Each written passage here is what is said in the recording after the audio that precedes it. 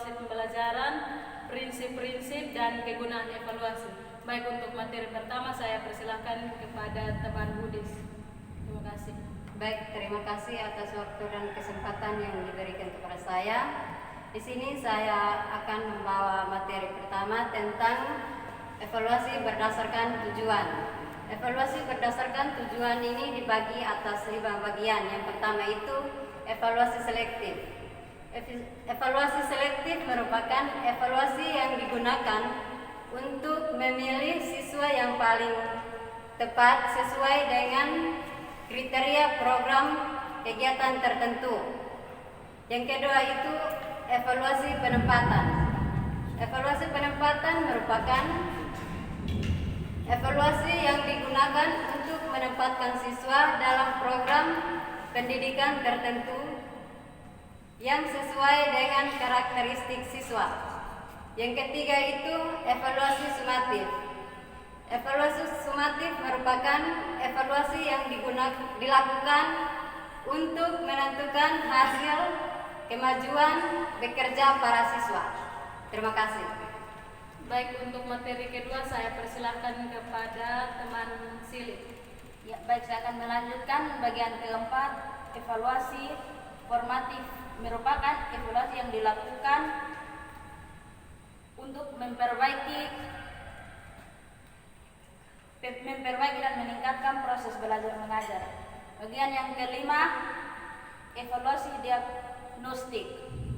Merupakan evaluasi yang ditunjukkan untuk menyelidiki kelemahan-kelemahan siswa beserta penyebabnya. Oke, baik, di sini saya akan membawa materi tentang evaluasi berdasarkan sasaran. Itu terbagi atas 2 poin. Yang pertama itu evaluasi input. Evaluasi input merupakan evaluasi yang diarahkan untuk mencapai input baik, sumber daya ataupun strategi yang digunakan untuk mencapai tujuan. Poin yang kedua, evaluasi konteks. Merupakan evaluasi yang ditujukan untuk mengukur konteks program baik tentang rasional tujuan, latar belakang program, atau kebutuhan-kebutuhan yang muncul dalam perencanaan. Baik, saya akan melanjutkan dari evaluasi berdasarkan sasaran. Poin yang ketiga adalah evaluasi hukum atau urusan. Merupakan evaluasi yang diarahkan untuk melihat hasil belajar pada siswa lebih lanjut. Misalnya evaluasi urusan setelah tujuan ke masyarakat. Poin yang keempat, evaluasi proses. Merupakan evaluasi yang ditunjukkan untuk melihat proses pelaksanaan baik tentang kelancaran proses, kecocokan, dan rencana, faktor pendukung dan faktor hambatan yang muncul ketika proses pelaksanaan. Poin yang kelima, evaluasi hasil atau produk. Merupakan evaluasi yang ditunjukkan untuk melihat hasil program yang dicapai sebagai dasar untuk menentukan keputusan akhir. Baik, saya akan melanjutkan materi yang berikutnya tentang evaluasi berdasarkan ruang lingkup. Di sini ada 3 poin. Yang pertama, evaluasi program pembelajaran. Merupakan evaluasi yang mencakup tentang tujuan pembelajaran, isi program pembelajaran, strategi pembelajaran, strategi belajar mengajar, dan aspek-aspek program pembelajaran yang lain. Saya masuk ke poin yang kedua, evaluasi proses pembelajaran. Merupakan evaluasi yang mencakup kesesuaian antara proses pembelajaran dengan garis-garis besar program pembelajaran yang ditetapkan, kemampuan guru dalam melaksanakan proses pembelajaran, kemampuan siswa dalam mengikuti proses pembelajaran. Yang terakhir, evaluasi hasil pembelajaran. Merupakan evaluasi yang mencakup tingkat pengesahan para siswa terhadap tujuan pembelajaran yang ditetapkan baik umum ataupun khusus dilihat dalam aspek kognitif, afektif, dan psikomotorik.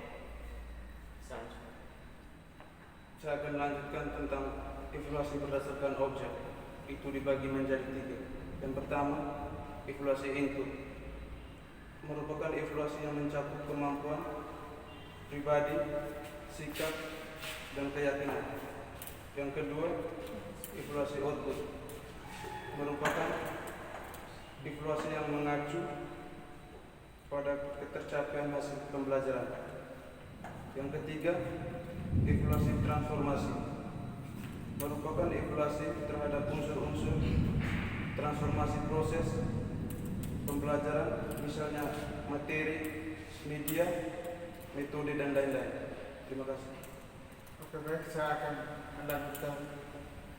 Evaluasi berdasarkan subjek dibagi menjadi 2. Yang pertama, evaluasi internal.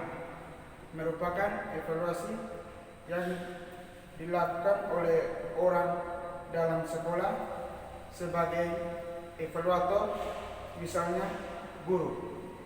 Dan yang kedua, evaluasi eksternal. Merupakan evaluasi yang dilakukan oleh orang luar sekolah sebagai evaluator, misalnya orang tua dan masyarakat. Baik, saya akan melanjutkan tentang prinsip evaluasi pendidikan. Pertama, prinsip paling. Artinya, evaluasi pembelajaran harus dapat menggambarkan kondisi para siswa sesuai dengan sebenarnya saat dievaluasi. Yang kedua, prinsip berkeseimbangan. Artinya, bahwa evaluasi pembelajaran harus dilakukan dengan cara terus-menerus, baik di awal atau di akhir proses pembelajaran. 3. Prinsip reliable. Artinya, evaluasi pembelajaran harus dapat dipercaya dan dapat menggambarkan kondisi para siswa secara bersambung, walau hal ini dilakukan oleh pihak yang berbeda serta dalam waktu yang berbeda juga. Baik, terima kasih. Saya akan melanjutkan materi dari teman saya yang bagian keempat, prinsip menyeluruh. Artinya, evaluasi pembelajaran harus dapat menghasilkan gambaran siswa secara menyeluruh, baik pada aspek kognitif, psikomotorik, dan aspek efektif. Bagian kelima, prinsip objektif. Artinya, evaluasi pembelajaran harus dapat menggambarkan kondisi para siswa apa adanya. Yang bagian keenam, prinsip edukatif.